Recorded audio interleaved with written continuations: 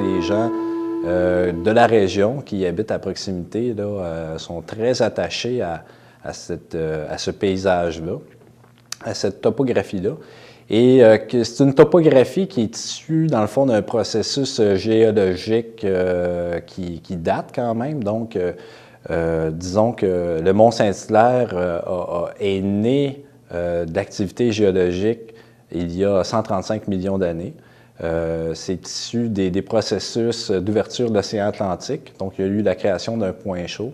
Il y a eu du magma qui a été introduit dans les couches sédimentaires de la région. Et avec le temps, donc, c'est ce qui a donné l'apparition de cette montagne-là. Les gens de l'Ouest rient un peu quand on parle du Mont-Saint-Hilaire comme une montagne. On pourrait parler d'une colline. Mais c'est là véritablement qu'est née l'unité géologique du Mont-Saint-Hilaire il y a 135 millions d'années. Puis c'est sans mentionner l'importance du lac Hertel dans la région. On venait y pêcher, on venait y baigner, on y venait pour des tours de bateau. Le lac Hertel, c'est un lieu de rassemblement encore aujourd'hui. On est bien au lac Hertel, c'est un lieu magnifique. Donc, en tout cas, disons, la montagne, on peut dire que depuis longtemps, fait partie de la vie là, des gens de la région.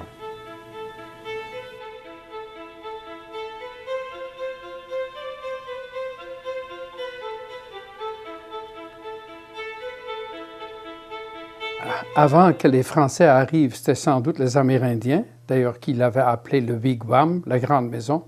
Ensuite, avec l'arrivée de Hertel de Rouville, ça a été le premier seigneur de la montagne. Alors d'ailleurs, il s'est empressé de donner à cette montagne-là le nom de le mont Rouville. Avant, c'était le mont Chambly, parce que c'est le seigneur de Chambly qui avait donné cette seigneurie-là. Sur la montagne, bon, il y a déjà eu le chemin de croix qui a été inauguré, je pense, en 1847, 46, 47, en tout cas, dans ces eaux-là. Donc, le chemin de croix qui est, dans le fond, l'actuel sentier qui mène au Pain de Sucre. Donc, il y avait 12 stations qui menaient à une croix gigantesque de 30 mètres. On peut encore voir des traces d'ancrage, des chaînes qui voulaient tenir la croix, mais la croix a tenu pas très, très longtemps. La croix, dans le fond, a été jetée à terre par la première grosse tempête qu'elle a dû subir. Bon, elle a été couchée à terre.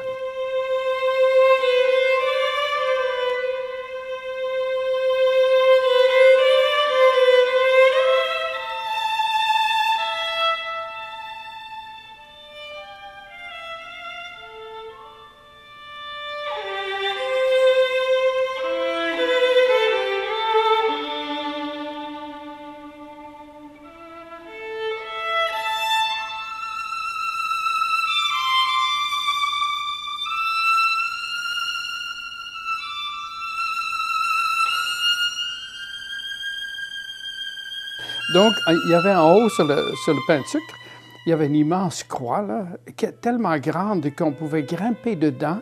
Et il y avait de petites fenêtres pratiquées dans les bras de la croix. Alors, on pouvait regarder toute la région. C'était très populaire. Après Hertel de Rouville, ça a été les Campbell, qui, vers 1842, je crois, ont acheté la seigneurie de Hertel parce que Hertel avait des problèmes financiers. Et Campbell, qui étaient des gens d'affaires, ils étaient dans le chemin de fer, dans la construction du canal de Chambly, et surtout, il y avait un petit œil sur le tourisme. Alors, les Campbell ont vu que cette montagne-là, ouais, c'est un bel endroit pour faire du tourisme. Mais pendant cette période-là, il y avait une famille à Montréal qui s'appelait les Galt. Et les Galt étaient amis avec les Campbell, avec le seigneur Campbell. Ils allaient donc visiter les Campbell à leur manoir. Et le petit Galt, là, Andrew, il y avait juste 2 enfants, une fille et un garçon. Andrew, il venait lui aussi. Et avec un des membres de la famille, il montait au Pain de Sucre. Et il trouvait ça tellement beau, cette montagne-là, que déjà, il avait clairement manifesté que, wow, il aimerait ça vivre là ou pouvoir habiter là. Mais quand le papa Galt est mort, l'héritage, une partie de l'héritage est allée au fils, à Andrew Hamilton. Et là, enfin, il a pu réaliser son rêve. Alors, c'est en 1913, enfin, qu'il a pu acheter la montagne.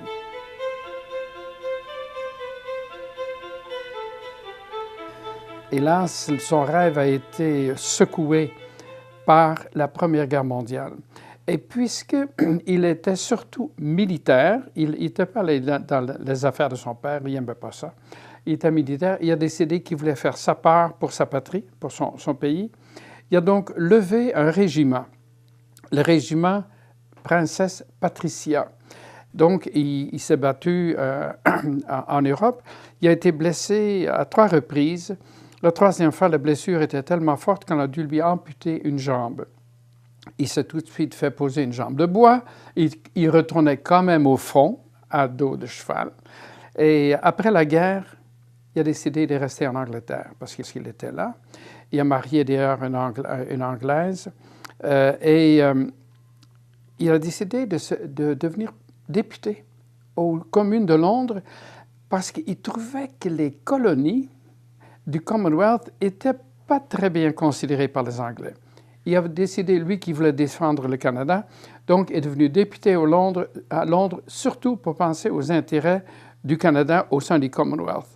Il avait marié un certain Dorothy, une jolie femme, qui avait un magnifique manoir, le manoir Hatch Court. Donc, il restait là, mais la Deuxième Guerre mondiale est arrivée. Lui, bon soldat, a offert ses services. On lui a dit, on regrette, monsieur, mais avec une jambe de bois, c'est pas bien bon. Sauf, vous pouvez vous occuper de l'entraînement des troupes canadiennes. Donc, il s'est occupé de l'entraînement des soldats canadiens en vue du débarquement en Normandie. Alors, en 1947, quand il est arrivé sur la montagne, d'abord, il voulait avoir son petit chalet, ça va de soi. Mais il y avait plus que ça. Il y avait des rêves de faire comme les vergers. Il voulait son verger à lui. Donc, il a fait un verger. Franchement, ça n'a jamais marché. Il a tout fait pour essayer de faire fonctionner, de planter des arbres, faire pousser les arbres, etc. Et ça n'a jamais été marché comme il faut. Ça lui a coûté une petite fortune pour essayer de le faire. Donc, il faisait son verger.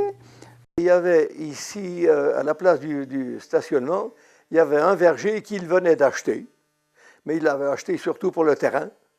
Et puis, il y avait un verger sur la montagne, à quelques 400 ou 500 mètres d'ici, qui était un peu plus important que celui-là, et qui était exploité par un pomiculteur de la montagne. Monsieur Galt, c'est pas ça qui l'intéressait, c'était plutôt pour le respect du patrimoine.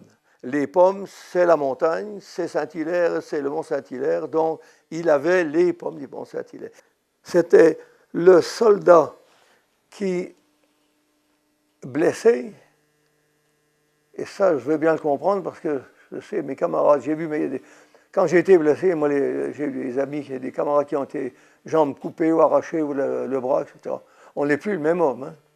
Et c'était plus l'homme qu'il avait dû être parce qu'il supportait mal sa blessure. Il souffrait et ça il était toujours prêt à mordre s'il était contrarié. Il n'aimait pas la contrariété. Autrement, il avait oui, et il avait la bonté en lui quand même. Mais il l'exprimait peut-être pas tout à fait comme on pourrait aimer.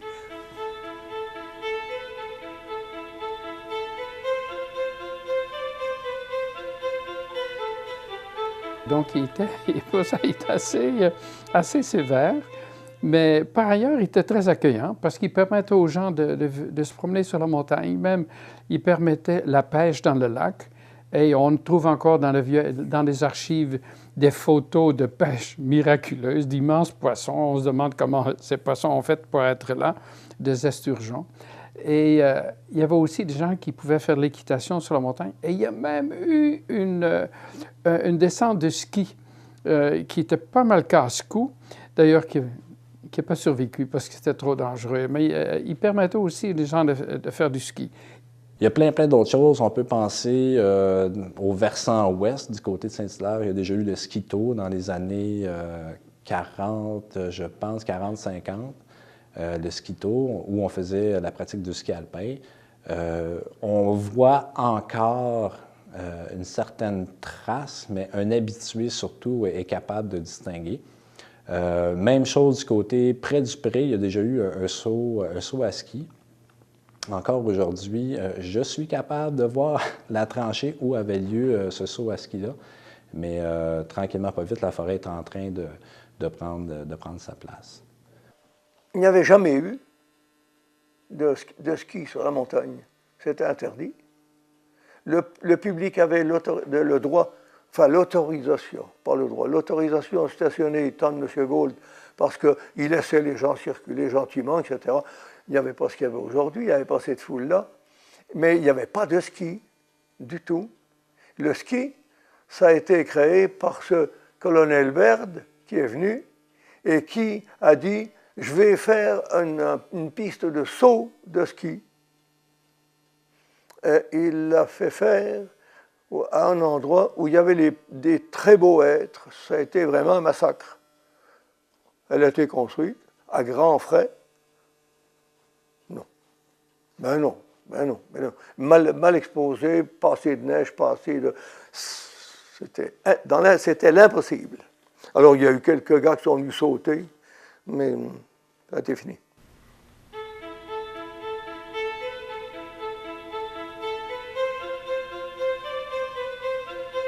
C'est sûr qu'au niveau du patrimoine humain, les traces tendent à s'effacer tranquillement. L'histoire humaine, disons que la nature prend du mieux au Mont-Saint-Hilaire. On sait qu'il y a déjà eu de la sériculture, surtout près du lac Hertel, là où les pentes sont plus douces, où il était plus facile de se déplacer. Il y a eu un petit peu de coupe de bois. Mais la principale activité était, bien sûr, c'était pas payant de couper des arbres quand on faisait de la sériculture.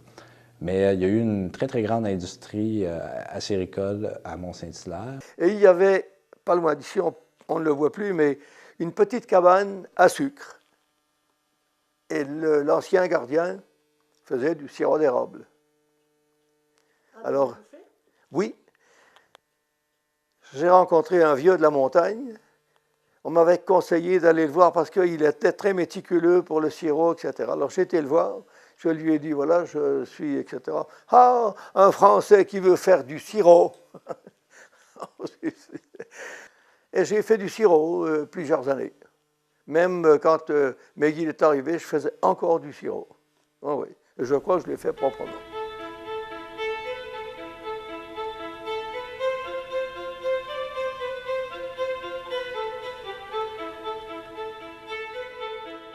Le premier printemps, on reçoit un printemps tardif, mais chaud et humide. Les ruisseaux, celui qui vient de l'est, celui qui vient du nord, et le ruisseau du pain de sucre, arrive en torrent dans le lac. La glace monte 1 pouce à l'heure. C'est-à-dire l'eau monte 1 pouce à l'heure. Elle arrive à fleur du terrain, la dame, elle commence à suinter sur la dame, ça augmente un petit peu, je me couche au sol, j'entends ça, dans le sous-sol, ça bouge. Je me souvenais des vieux qui m'avaient dit ici qu'il y a de nombreuses années, la dame est partie, puis ça a fait des dégâts, etc. On n'a jamais pu vérifier ça, mais ça m'a été dit. J'ai utilisé ça pour me dire si je ne fais rien, et si la dame s'en va, il va y avoir des morts en bas. Je n'ai pas le droit de faire ça. Mais qu'est-ce que je fais? Je venais d'arriver le 3 septembre. J'étais tout seul, le brigadier était en Angleterre, personne sous qui m'abritait. Alors j'ai pris la décision de faire sauter un petit barrage d'à peu près 12 pieds de large où des troncs d'arbres s'étaient installés devant et qui faisaient monter le niveau de l'eau. J'étais dans une compagnie ici de construction qui m'ont passé de la dynamite. J'ai fait sauter le barrage de dynamite. Là, le lac a été dégagé. Au grand hurlement de M. le Duc, vous connaissez M. le Duc, qui a cru que j'allais lui emporter sa propriété par le truchement de ce que j'avais fait. Alors il est venu m'engueuler là-haut. Finalement, on est toujours restés des bons amis. Mais tout de suite après, la ville de Belleuil est venue s'insérer là-dedans parce qu'elle avait un droit de recevoir de l'eau, etc. Alors, des ingénieurs ont décidé qu'on ouvrirait la dame, on creuserait une immense tranchée dans la dame et qu'on y investirait des quantités de camions de terre glaise qu'on prenait dans les travaux qui se faisaient à Belleuil. Le terrain est très glaiseux, hein, c'est dans les fonds de Belleuil. Alors, on a rempli cette tranchée avec de la terre glaise, mais c'est de la vraie terre glaise, c'est verte, là. Et puis, et on a refermé pour s'assurer qu'il n'y ait plus de fuite et que ça se revienne. En gros, en très gros, voilà une petite histoire, une anecdote de l'histoire, dans l'histoire.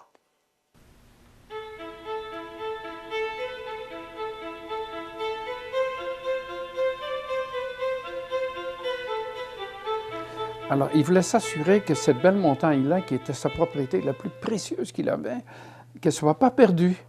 Alors, et qu'elle ne soit pas transformée comme il l'avait vu à d'autres montagnes. Ensuite, il avait connu déjà les luttes avec des développeurs, avec Hydro, qui voulaient tous prendre les morceaux de la montagne. Alors, il dit il faut la protéger. D'abord, il a pensé l'offrir au gouvernement du Québec, mais l'accueil qu'on lui a fait à Québec lui a pas plu. On l'a fait sécher, comme on dit, dans une antichambre d'un ministre. Il a décidé, bonjour le gouvernement, je trouve quelqu'un d'autre. Alors, il est pensé à l'Université McGill parce que son père avait été un grand ami d'un chancelier de McGill. Il est donc allé voir le chancelier de McGill pour dire, écoutez, j'ai une montagne qui est absolument magnifique, qui n'est pas très loin, je serais prêt à vous l'offrir. Sauf, j'ai 3 conditions. La première, don't touch. Touchez pas la montagne, gardez-la comme elle est, bien protégée. Deuxièmement, faisant un lieu de recherche et d'études pour les étudiants. Mais troisièmement, faisant un lieu de plaisir et de paix pour la jeunesse du Canada, au fond, un peu pour tout le monde. Parce qu'il était convaincu que la nature était comme une espèce d'école de vie, au fond. McGill, ils ont accepté. Alors, quelques semaines après, lui, c'est au mois d'octobre 58 qu'il a signé le legs. 3 semaines plus tard, il est mort.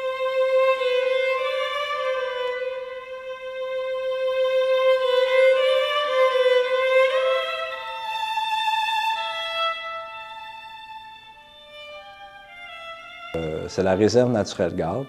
Donc, quand on regarde de loin un peu la montagne, tout ce qui dépasse, qu'est-ce qui est visible à l'œil, tout ce qui se soulève par rapport aux basses terres environnantes, constitue grosso modo la réserve naturelle Galt de l'Université McGill. Les conditions de ce legs-là, c'était que l'université en fasse bon usage pour que ce soit la recherche, l'enseignement, mais qu'elle en fasse aussi bon usage pour la maintenir le plus près possible de son état naturel pour les générations futures. Donc, c'était vraiment, je dirais que M. Galt était un homme visionnaire pour, en 1958, penser déjà à demain et laisser quelque chose de significatif qui reste dans le temps. Et depuis 1958, l'université s'est engagée à poursuivre le vœu de M. Galt, tout en faisant un bon usage pour la recherche et l'enseignement. On compte aujourd'hui plus de 100 articles scientifiques, par exemple, qui traitent de la montagne en tout ou en partie. Il y a plusieurs centaines d'étudiants de niveau universitaire qui viennent dans la montagne pour des cours.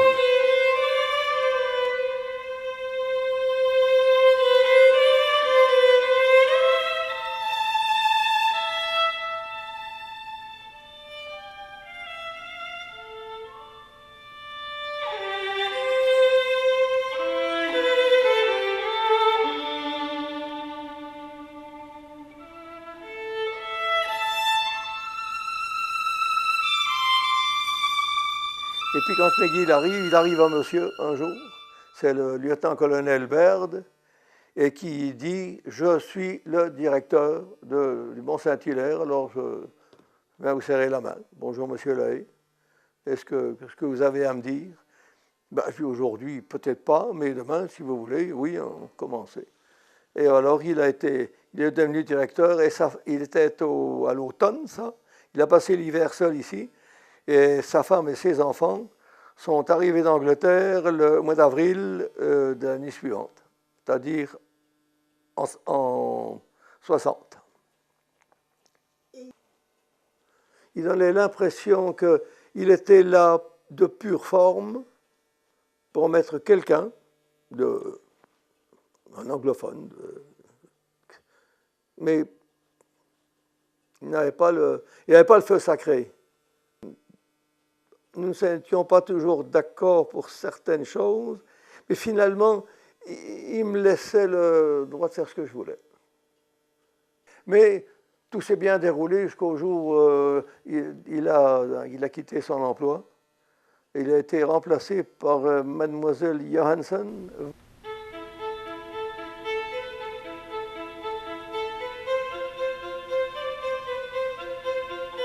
Alors, Alice Johansen est vraiment la fondatrice du Centre de la nature.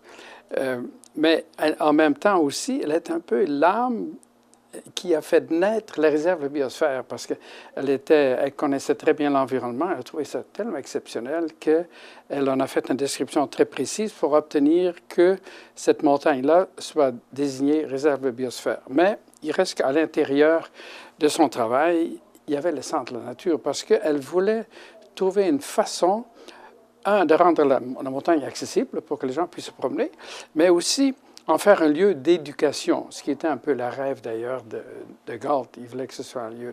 Donc, elle a créé le Centre de la nature avec toutes sortes d'activités d'interprétation de la nature. Il y a même eu toute une équipe de naturalistes là, qui faisaient des visites guidées. Alors, c'est vraiment elle qui a parti la découverte et l'apprentissage de la nature. On l'a même créé, parce qu'elle a trouvé l'argent pour faire le pavillon de visiteurs, mais elle a prévu dans le pavillon de visiteurs qu'au moins la moitié de l'espace soit consacré à un musée. Donc, il y avait un musée aussi avec des bêtes empaillées. Je me rappelle, il y avait des renards, des oiseaux, etc. Alors, ça, c'est vraiment l'œuvre d'Alice.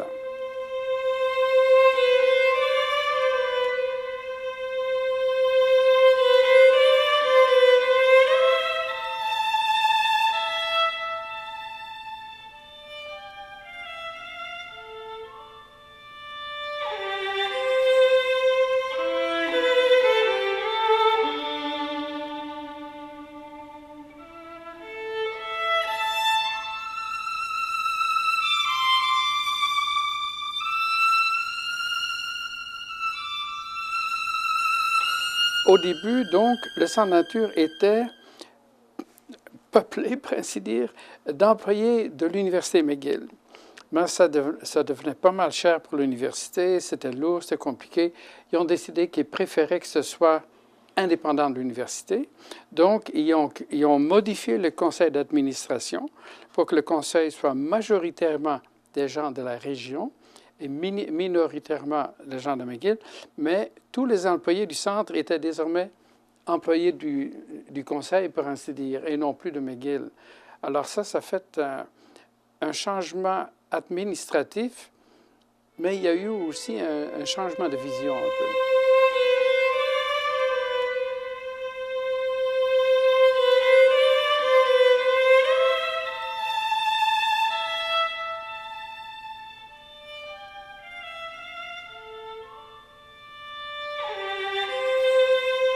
La préoccupation du Centre de la nature était évidemment de protéger la montagne, protéger son périmètre, mais d'aller plus loin que ça. On s'est rendu compte qu'on avait des services à rendre au patrimoine naturel régional. On a même créé un fonds financier pour pouvoir travailler dans ce sens-là. Et parmi les activités, il y a on décrit aux gens qui sont propriétaires de cet élément de patrimoine-là en quoi leur boisé est unique ou qu'est-ce qu'il y a, et comment ils pourraient faire pour le protéger. On essaie même d'obtenir de ces gens-là qui acceptent une servitude perpétuelle de conservation de leur boisé. D'autres ont décidé de le donner, mais il reste donc, depuis quelques années, on a acquis au moins l'équivalent, au moins du quart de la surface de la montagne, comme ça, en périmètre, mais aussi plus loin. Et actuellement, ça va relativement loin. Le dernier morceau, qui est le plus gros qu'on a jamais eu après Galt, est à Saint-Denis, sur Richelieu. Un magnifique boisé, mais qui est en même temps milieu humide et qui contient la moitié de tous les milieux humides de toute la vallée de Richelieu. Donc, c'est très précieux et unique. Et on nous a offert ça aussi. Alors, donc, notre vision s'est élargie. Au lieu de regarder juste la montagne elle-même, on a regardé son périmètre pour les raisons de santé de la montagne, mais aussi tout le patrimoine naturel de la région. Et on répète toujours aux gens, on fait ça pas juste pour nous, là. On fait ça pour nos enfants et pour nos petits-enfants, pour qu'eux se rendent compte qu'on avait le cœur au bon endroit.